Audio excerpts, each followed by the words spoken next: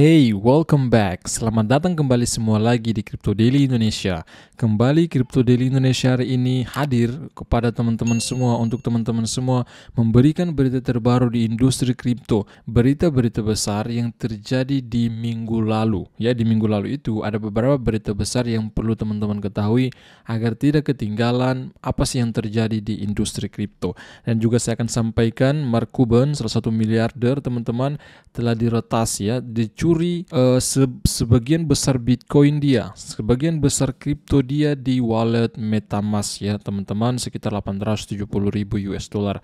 Kalau dirupiahin sekitar miliaran rupiah ya, kalau dirupiahin segitu teman-teman semua. Nah, sebelum kita mulai, sebelum saya tunjukkan berita apakah itu, baik ya, di sini saya akan kembali memperlihatkan kepada Anda bagaimana performa terbaru dari Bitcoin, dan saya akan tunjukkan juga ya bagaimana analisa saya sedikit meleset teman-teman, tetapi kita tunggu saja konfirmasi closing daripada candle di besok pagi. Kita tunggu jika memang ya di sini saya akan tunjukkan kepada Anda perkembangan terbaru dari Bitcoin dalam time frame daily. Nah, di sini sempat ya kembali Bitcoinnya menguat semenjak dibuatnya video ini, kembali menguat di 26.800-an US dollar ya. Di sini Anda lihat, dan ternyata memang di 2 hari kemarin berturut-turut dari tanggal 16, tanggal 17 itu terbentuk lilin bearish.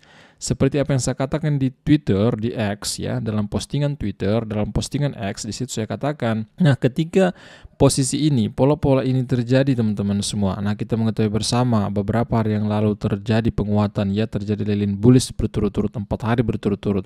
Tetapi dikonfirmasi di tanggal 5 September ya, para pelaku bullish ya, bullish market bullish itu, market bull.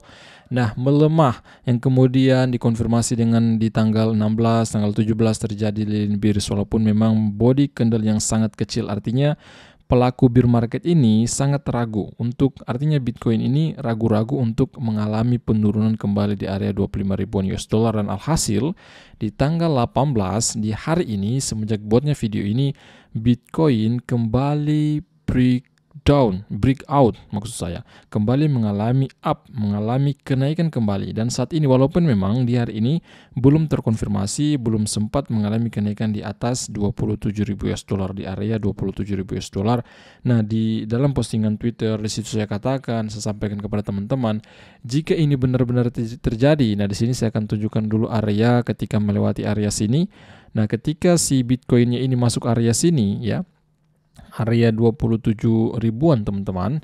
Nah, area 27 ribuan ini ketika menyentuh area sini, maka kuat kemungkinan si Bitcoin ini akan mencapai area resisten dia di area di 28.000 US dollar area sini ya. Kalian ingat, nah ketika Bitcoin ini main di 27 ribuan US dollar, kemungkinan besar sebelum breakout, sebelum kembali mengalami penurunan, maka kemungkinan besar Bitcoin itu akan menyentuh dulu ya, akan melakukan pengetesan dulu. Artinya di sini akan melakukan percobaan terlebih dahulu mencapai di harga 28.000 US dollar, dan saya yakin kemungkinan besar kembali akan mengalami penurunan lagi. Jika memang betul-betul ini terjadi mencapai 28.000 US dollar, si Bitcoin itu akan kembali mengalami penurunan teman-teman semua. Kenapa saya katakan akan mengalami penurunan ya?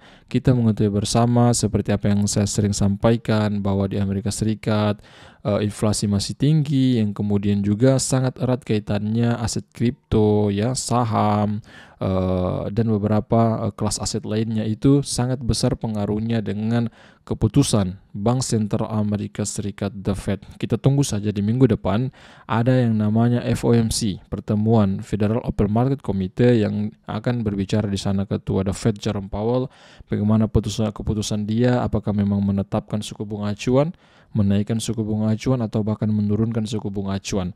Saya pribadi ya, teman-teman garis bawahi, saya pribadi The Fed itu kemungkinan besar ya, besar kemungkinan sekitar 70% ya, perkiraan saya sekitar 70-80% The Fed itu akan mempertahankan suku bunga acuan mereka.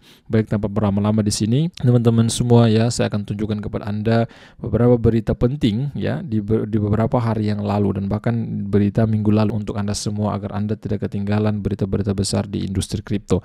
Yang pertama, saya akan tunjukkan kepada Anda seperti apa yang saya sampaikan tadi, salah satu miliarder yaitu Mark Cuban, ini salah satu orang miliarder yang memiliki klub namanya klub basket, teman-teman semua ya, kalau saya tidak salah seperti itu.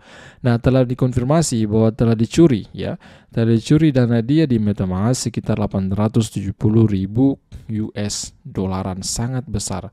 Walaupun berita ini memang datang di 1-2 hari yang lalu, penting ini untuk Anda ketahui. Mungkin di antara teman-teman yang tidak aktif di Twitter ya, mungkin tidak menemukan berita ini. Makanya kenapa saya upload di YouTube, YouTube Crypto Daily Indonesia, agar teman-teman mengetahui berita tentang pencurian peretasan dompet dari Mark Cuban ini sekitar 870.000 US dollar tersebut. Baik, saya akan langsung tunjukkan kepada Anda, ada 4 part saya bagi-bagi dalam postingan Twitter. Nah, di sini part pertama, berita besar minggu lalu, yaitu part pertama saya akan tunjukkan bahwa FTX akan menjual 3,4 miliar aset kripto mereka, termasuk dalam bentuk Solana. Yang terbesar itu mereka memiliki Solana, kemudian Bitcoin, Ethereum, dan beberapa altcoins lainnya.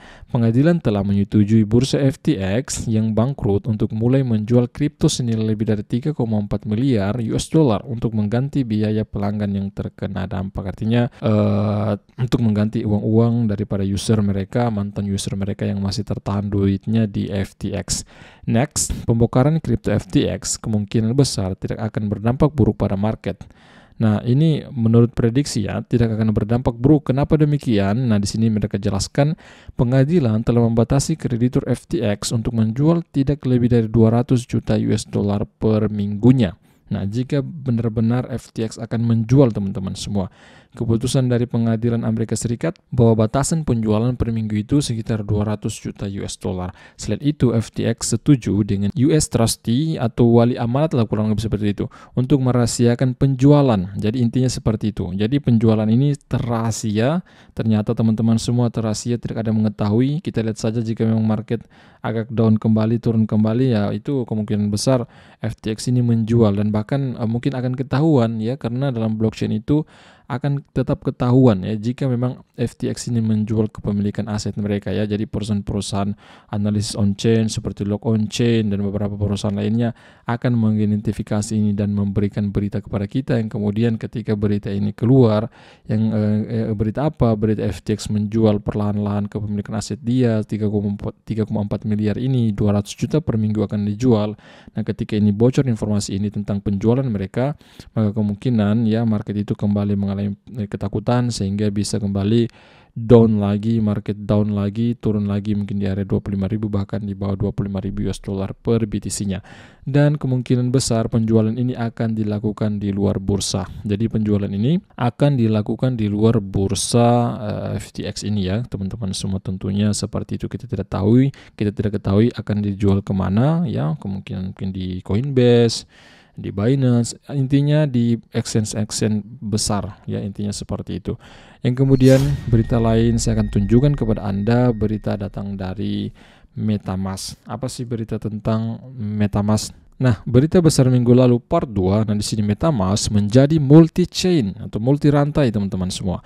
MetaMask telah meluncurkan fitur baru yang disebut Snaps, yaitu plugins yang memungkinkan dompet berinteraksi dengan non-EVM atau Ethereum Virtual Machine atau mesin virtual Ethereum ya, non-EVM chain seperti Bitcoin. Nah, intinya non-EVM ini seperti di luar daripada jaringan blockchain dari Ethereum ya, seperti Bitcoin, Solana, Cosmos, dan lainnya, dan beberapa project lainnya seperti itu. Sejak MetaMask diluncurkan pada tahun 2016, MetaMask hanya kompatibel dengan chain berdasarkan Ethereum Virtual Machine ya, atau mesin virtual Ethereum ya. Snaps memperluas fungsionalitas MetaMask lebih dari sekedar Ethereum, memungkinkan akses ke semua chain di dunia kripto. Artinya baru-baru ini ya, Ethereum MetaMask ini mengembangkan namanya yaitu project yang disebut Snaps teman-teman semua yang berinteraksi dengan non-EVM. Artinya tidak ada sangkut pautnya dengan mesin komputasi jaringan dari Ethereum ya, kurang lebih seperti itu kawan-kawan semua. Next, saya akan tunjukkan kembali berita lain yang part 3, yaitu salah satu manajer aset ya terbesar. Nah di sini yaitu mengajukan namanya ETF Bitcoin Spot ya, baru-baru ini minggu lalu ini teman-teman. Manajer aset senilai sekitar 1,5 miliar US, 1,5 miliar triliun US dollar baru saja mengajukan permohonan untuk meluncurkan ETF Bitcoin Spot di Amerika Serikat. Hal ini berubah menjadi pertarungan antara perusahaan keuangan kelas berat ya seperti BlackRock, Fidelity, dan Templeton melawan SEC untuk menghadirkan ETF Bitcoin Spot ke masyarakat luas. Jadi ini berita minggu lalu teman-teman ya. Salah satu perusahaan manajer aset kembali juga mengajukan ETF Bitcoin Spot yang dana mereka kelola itu sekitar 1,5 triliun US dollar, walaupun memang jauh dengan BlackRock. BlackRock itu sekitar lebih dari 9 triliun, ini hanya 1,5 triliun US dollar. Nah, yang terakhir, part 4, ini part terakhir, berita besar minggu lalu yaitu CEO Binance US keluar, mengundurkan diri, resign teman-teman semua. Sehingga yang kemudian CEO baru hadir namanya adalah Norman Reed. Minggu ini Binance cabang Amerika Serikat memberhentikan sepertiga tenaga kerjanya, dan kemudian CEO ya pejabat hukum dan risk officer resign. Artinya risk officer ini keluar mengundurkan diri. Namun pada akhir minggu pendiri Binance CZ menunjuk mantan eksekutif SEC, Fed, dan Ripple Norman Reed sebagai CEO baru bursa tersebut. Lebih dari 10 eksekutif puncak meninggalkan perusahaan dalam beberapa bulan terakhir. Meskipun tidak ada penjelasan publik dari para eksekutif, orang dalam mengatakan bahwa para eksekutif khawatir atas cara CZ menangani penyelidikan yang sedang berlangsung oleh Department of Justice atau DOJ atau Departemen Kehakiman. Nah, kurang lebih seperti itu teman-teman semua ya. Berita terbaru dari YouTube channel Crypto Daily Indonesia memberikan kepada Anda semua. Ini beberapa berita saya bagi 4 part. Berita besar yang terjadi di minggu lalu. Kenapa saya tunjukkan seperti ini? Kenapa sampaikan seperti ini? Agar teman-teman semua tidak ketinggalan berita-berita menarik di industri kripto, apa sebenarnya yang terjadi di ruang cryptocurrency. Jika Anda tertarik dengan video YouTube channel Crypto Daily Indonesia, jika Anda memiliki akun X atau Twitter, ikuti kami di Twitter teman-teman semua. Pastikan diri Anda ikuti kami agar Anda tidak ketinggalan berita-berita menarik lainnya melalui Twitter kami atau X kami. Kurang lebih seperti itu dengan Sofyan di sini ya. Nanti kita bertemu lagi di video besar berikutnya. Sampai jumpa teman-teman semua. See you. Bye bye.